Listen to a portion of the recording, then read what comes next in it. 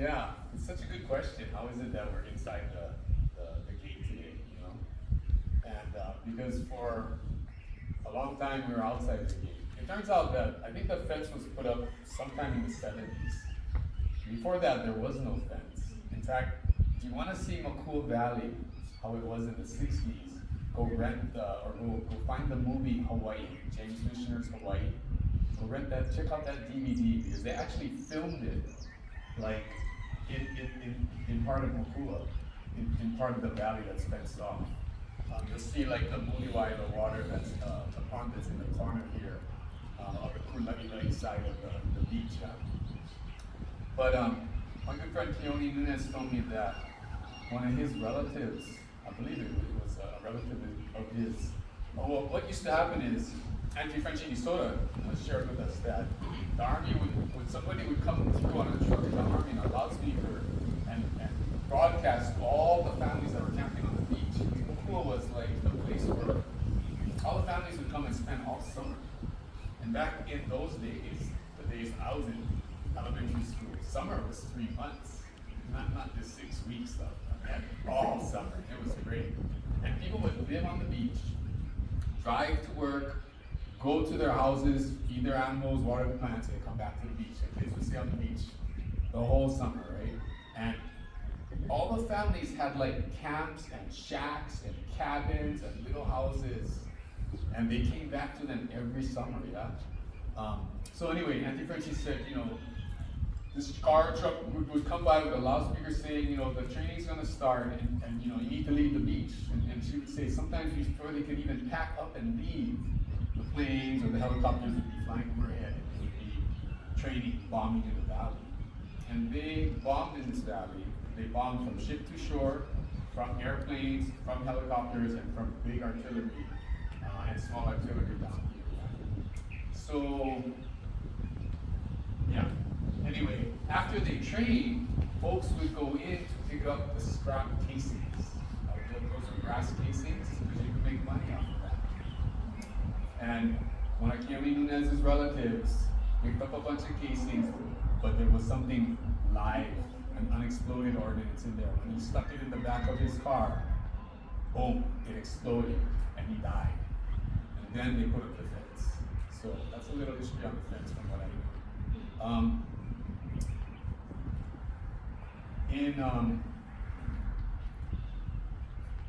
You know, there's folks like Auntie Franchi Di Soto, like Uncle Ivanhoe Naivi, folks who are very outspoken about the military's use of land here in Hawaii, here in Oahu, and here in Makua. And they were not popular for that. Uncle Ivanhoe Naivi, as Uncle William Ayla shared with us, he was born and raised in this valley, and he was actually evicted at gunpoint in 1942, he and his family. And at that point, so World War II starts, or the United States enters World War II after December 7, 1941. Yeah, the martial law is declared in Hawaii. They take over land all over the islands to train for the military. In many of those places, like Makua, they actually signed a document where they said they would return this land within 6 months of the end of World War II. Anybody remember when World War II ended? A long time ago, August 1945. So sometime in 1946, these lands were supposed to have been, should have been, were agreed upon to have been returned, and they weren't. Yeah? So that was a sore point for folks that were born and raised in the valley, yeah? And for people that wanted land to be returned. And then you fast forward to 1996, an eviction of folks on Makua Beach, who had been living on the beach for a few years. I think that was their third eviction on the beach where they brought bulldozers in. And Uncle Sparky's wife, Leandra, had a beautiful place on the beach that she took care of. That was bulldozed. And then there was kind of a partnership, yeah, that developed between people on the beach and folks that were kind of like in the environmental justice movement in Hawaii. And the group Malama Makua was formed in 1996. And in 1998, on behalf of Malama Makua, the Shared Events Club was now became our Justice sued the Army because there had been hundreds of fires in this valley due to training that was totally disregard what was going on the land, yeah? And that's just the way it was back in those days, you know? It's like between 1988 and 1990, a span of 10 years, there was over 270 training-related fires in Makua. And many of those fires burnt the whole valley. I was a fisherman in the decade of the 80s out here in Waianae. I had my own small boat. I fished at night. I hooked Opelo and Akule, primarily. And I can remember sitting out in the bay watching the valley burn. And at night's pretty exciting, you know, because it's fire. It's like a volcano.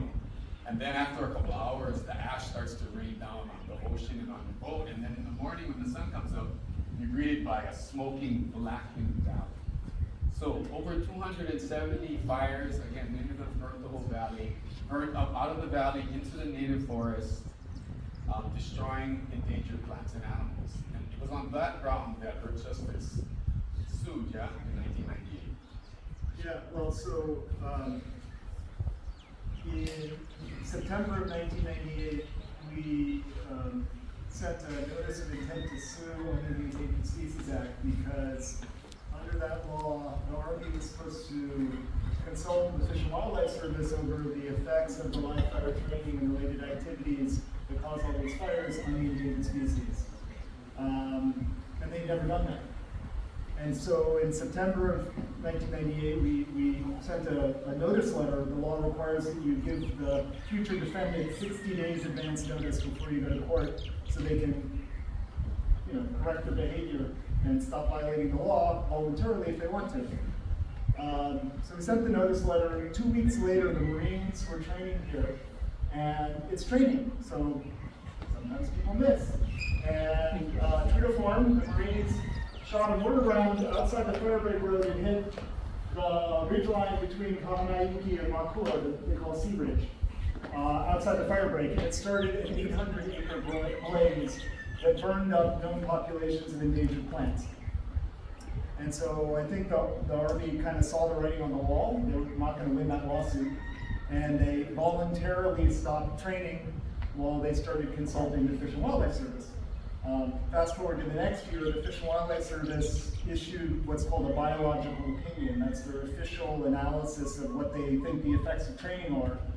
And they concluded that there were 27 different species of endangered plants that were likely to be pushed to extinction by the training here.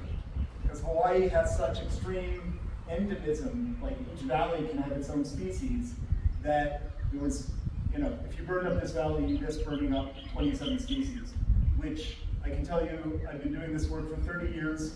You never see from the Fish and Wildlife Service them finding that you're going to endanger any species with extinction. 27 here.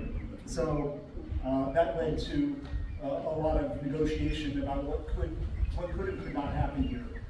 But as far as the lawsuit, so September, we sent the letter, they started the fire, they stopped training. But they had never done what's called an environmental impact statement. So that's a different law, National Environmental Policy Act, and that says that if you're a federal agency and you want to do something that threatens a significant impact on the human environment, so that law actually very progressive, was passed in 1969. It recognizes it's not just biology, it's also people and their culture and their relationship to land. All that needs to be studied, and if it could have a significant impact on that, then you need to look at those impacts and think about, hey, maybe there's another way to do this that would have less impact.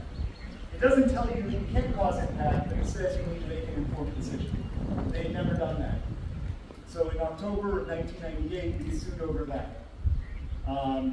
The Army wasn't training because they were talking to Fish and Wildlife Service. They said, okay, we'll do a study, but not an environmental impact statement. We'll do an environmental assessment. That's a down and dirty study that you look, is like, hey, is there any chance of any effect on the environment from what we're doing? And then you either say, no, there isn't, and then you pow, or you say, yes, there is, then you do the environmental impact statement.